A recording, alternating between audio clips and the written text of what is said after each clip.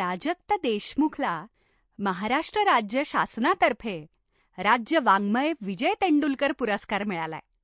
2005 पासून मराठी रंगभूमीवर अभिनेता, लेखक, दिग्दर्शक म्हणून तो कार्यरत आहे. नुकतंच 2017-18 मध्ये व्यावसायिक रंगभूमीवर लेखक आणि दिग्दर्शक म्हणून त्यानं पदार्पण केलंय. संगीत देव बाभळी या नाटकासाठी त्याला सर्वोत्कृष्ट लेखक म्हणून झी नाट्य गौरव, मटा पुरस्कार, महाराष्ट्र शासनाचा पुरस्कार, अखिल भारतीय मराठी नाट्य परिषदेचा पुरस्कार अशी भरपूर पारितोषिकं मिळाली आहेत. त्याचबरोबर सर्वोत्कृष्ट दिग्दर्शक म्हणूनही त्याला वेगवेगळी पारितोषिकं मिळालेली आहेत.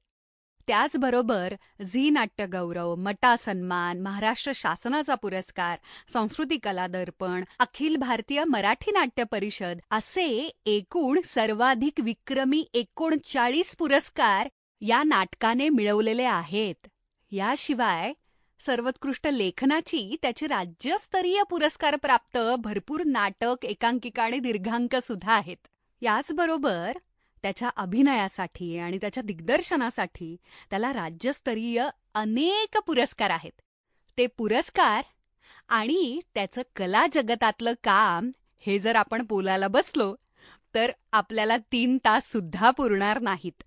म्हणूनच आता प्राजक्तच्या बोलण्यातून आणि त्याच्या कवितांमधून आपण प्राजक्तला आणखी जाणून घेऊयात. नमस्कार मंडळी, welcome back to my podcast show. Stress, mental health, diet, weight loss, exercise, relationship, career, प्रश्न अनेक पण उत्तर एक. प्रत्येक विषयातल्या एक्सपर्ट्सना घेऊन दर बुधवारी स्टोरीटेल ॲपवर द उर्मिला शो.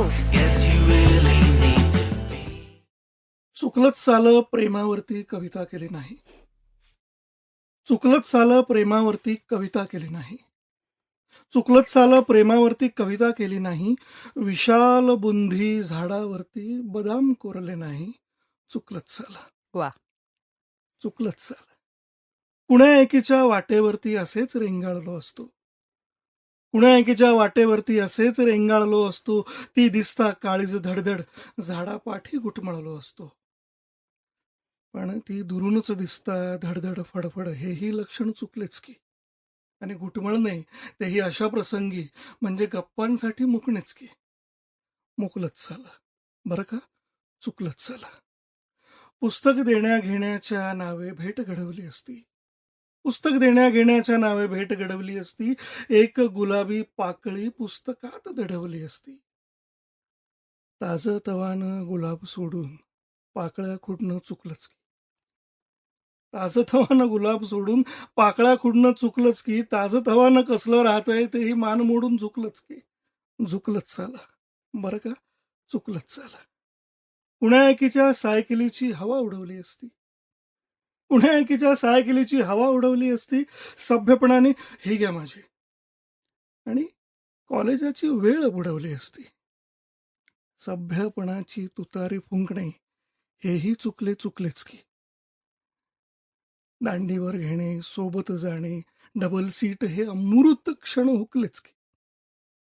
हुकलच झालं बरं का. चुकलच झालं. आजीबाईच्या परडीमधले गुलाब चोरले असते. आजीबाईच्या परडीमधले गुलाब चोरले असते. कुण्याताईच्या केसांमध्ये हळूच खोवले असते. कुण्या एकीला ताई म्हणणे हेही चुकलेच की. परडीमधले गुलाब बापुडे केसान वाचून सुकलेच की. चुकलंच झालं बरं का. चुकलंच झालं. हेही चुकलं तसं खरं तर तेही चुकलं म्हणा आता. हेही चुकलं तसं खरं तर तेही चुकलं म्हणा आता. तरी बरं चुकल्याची गंमत होऊन गेली कविता. हिरव्यावर लिहिणं सोडून सुकल्यावर लिहिलं चुकलंच की.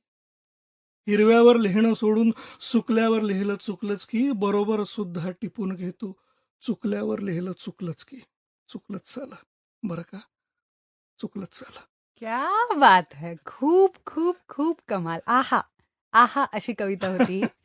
आणि मला असं वाटतं या कवितेच्या मागची गंमत जास्त मजेशीर आहे की तुला कोणीतरी असं म्हटलं की तू प्रेमावरती कविताच करत नाहीस. होय. Sample complete. Ready to continue?